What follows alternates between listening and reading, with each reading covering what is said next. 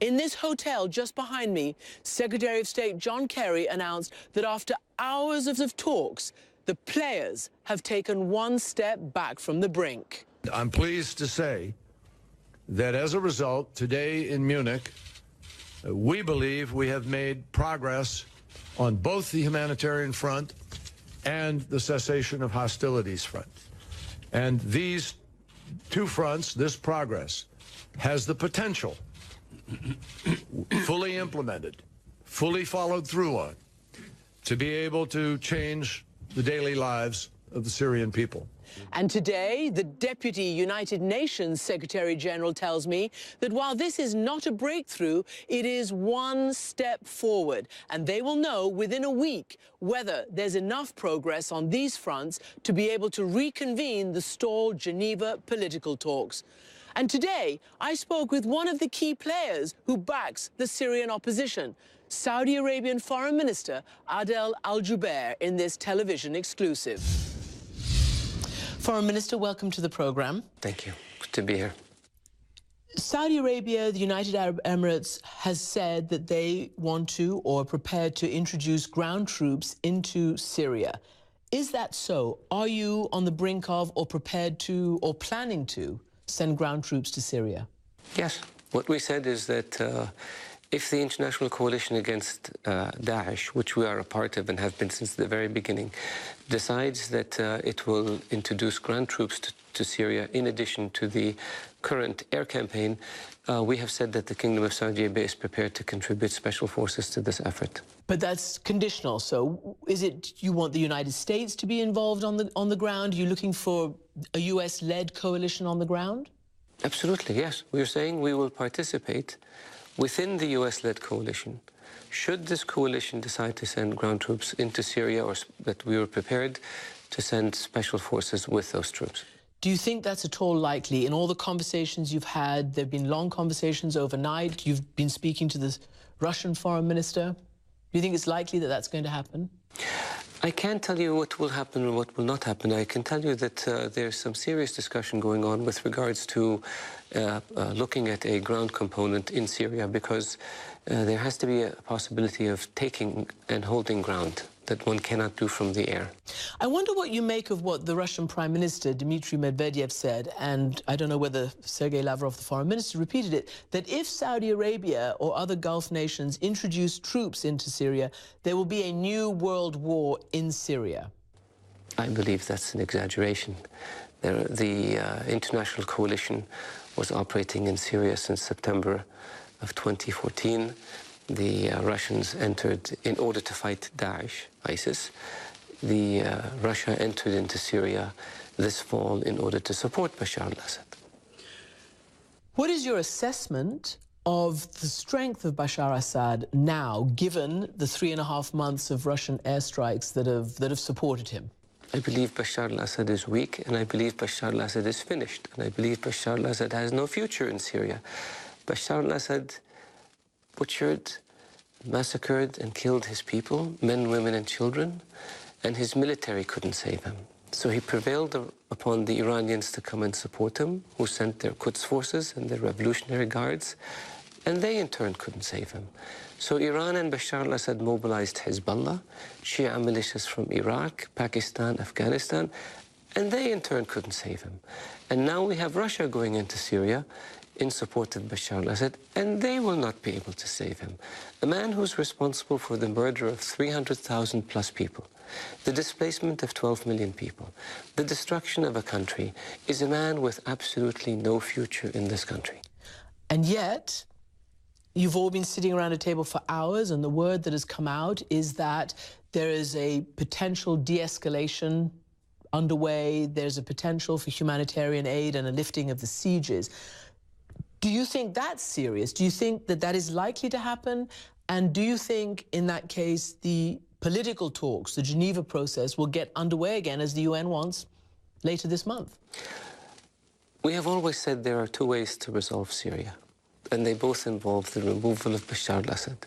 One way is by way of a political process, through the Vienna process, based on the Geneva I principles, where we have established an interim governing council that takes power away from Bashar al-Assad and then manages the affairs of the country, writes a constitution, holds elections, and moves Syria towards a new future without any role for Bashar al-Assad. That would be the preferable way, because it would spare lives and it could be done more efficiently.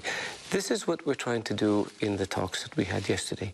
The other alternative, should this first alternative fail, is by force. Bashar al-Assad will leave, have no doubt about it. He will either leave by a political process or he will be removed by force. The Syrian people will not accept him being in power. How do you, though, envision removing him by force? Because, as you've said, Saudi Arabia, would not engage on the ground unless it was led by the United States. The United States doesn't seem at all in a position to change its policy of intervening, or rather of non-intervention. And there are opposition forces who I'm sure you hear from who believe that support of the US is fading for them, that maybe they're going to be hung out to dry. And as we see, Bashar Assad's forces are making gains around Aleppo. I believe that currently we're trying to explore the possibility of bringing about a transition in Syria through a political process, where the agreement that was made yesterday was a very important one. It starts with an immediate supply of humanitarian assistance to the affected areas of Syria within the next day or two, and then it calls for a cessation of hostilities, essentially a pause, so that we can test the intentions of the Syrian regime and its allies. We will push as much as we can to ensure that the political process works, but if it doesn't work, it will be because of the obstinance of the Syrian regime and that of its allies. And should that prove to be the case, then it becomes clear that there is no option to removing Bashar al-Assad except by force. The conflict or the adversarial relationship between Iran and Saudi Arabia has, many people said, really poisoned the atmosphere around the region, that it makes everything that much more difficult. I'd wonder if you could respond to an interview, or at least part of an interview I did with your Iranian counterpart, Javad Zarif. Take a listen. We do not have a fight to pick with Saudi Arabia. We don't expect, or we're not interested even in pushing Saudi Arabia out of this region, because Saudi Arabia is an important player in this region. Unfortunately, the Saudis have had the illusion that, backed by their Western allies, they could push Iran out of the equation in the region. I find it comic that the foreign minister of the country that is single-handedly responsible for the mischief in the region for the past 35 years would say this. We have had no hostile intentions towards Iran. We have not tried to exploit Iran's sectarianism. We have not tried to exploit Iran's minorities. We have not assassinated Iranian diplomats or blown up Iranian embassies. We have not smuggled explosives in Iran. We have not planted terrorist cells inside Iran. It's Iran that has established Hezbollah in Lebanon, the world's #1 terrorist organization. It's Iran that is fighting to keep a brutal dictator responsible for the death of 300,000 Syrians and the displacement of 12 million in power. And it is Iran that has mobilized sectarian militias from Iraq, Afghanistan, Pakistan to support this dictator, not Saudi Arabia. And yet you are around the table in the support group as the principals around the table. Can you compartmentalize that and move this process forward? Or how does that, what you've just said, play out around the table? We have always said that we would like to have good relations with Iran. Iran is our neighbor. They have been our neighbor for the past 5,000 years and will remain our neighbor for the next 5,000 years. It's a fact of geography. But neighbors have to live with each other based on the principle of good neighborliness and the principle of non-interference in the affairs of others. We have no ill will towards Iran. We have committed no aggression against Iran. We have been on the receiving end of it. So if Iran changes its behavior, acts like a normal country, stops interfering in the affairs of other countries, then yes, it will be a welcome member of the neighborhood and the international community. Do you think America is leading enough in the solution to the end of the war in Syria? America is playing a big role in the international Syrian support group. The US has been supportive of the Syrian opposition and has worked with a number of countries in order to enhance their capabilities. And the US has played a big role in terms of trying to arrive at the political process. Big enough? That is for the Americans to decide, but from my perspective, no country, including Saudi Arabia, can play a big enough role. Foreign Minister Adel AL-Jubeir, thank you very much indeed for joining me. You're welcome. It was a pleasure. Meantime, late this afternoon, in an interview just released, President Bashar al-Assad tells the AFP that he plans to retake the entire country. And you can see much more of my interview with the Saudi Foreign Minister on the war in Yemen and on the deeply criticized Saudi human rights record inside their own country. Into Syria. Is that so? Are you on the brink of, or prepared to, or planning to send ground troops to Syria? Yes. What we said is that if the international coalition against Daesh, which we are a part of and have been since the very beginning, decides that it will introduce ground troops to... Who backs the Syrian opposition? Saudi Arabian Foreign Minister Adel AL-Jubeir in this television exclusive.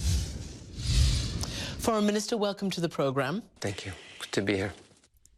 Saudi Arabia, the United Arab Emirates, has said that they want to or are prepared to introduce ground troops. The Deputy United Nations Secretary General tells me that while this is not a breakthrough, it is one step forward. And they will know within a week whether there's enough progress on these fronts to be able to reconvene the stalled Geneva political talks.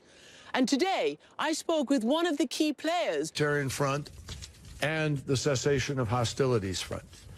And these two fronts, this progress, has the potential, fully implemented, fully followed through on, to be able to change the daily lives of the Syrian people.